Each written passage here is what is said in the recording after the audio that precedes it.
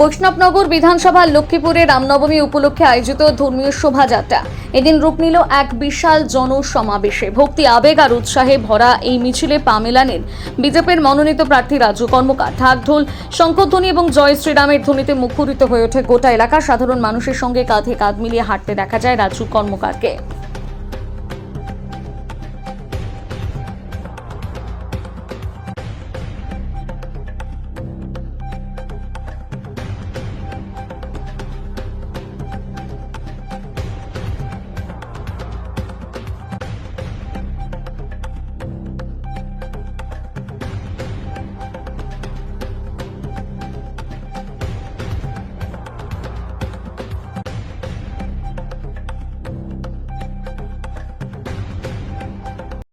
এখানে ধর্মীয় অনুষ্ঠানে এসেছি। রামনবমীর শোভাযাত্রা চলছে।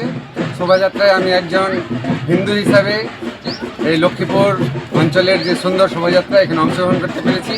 এখানে অংশগ্রহণ করে আমি খুব আনন্দিত হয়েছি। জনগণের মধ্যে দারুণ চেতনা আছে এবং সবার মুখে একই কথা, জয় শ্রীরাম।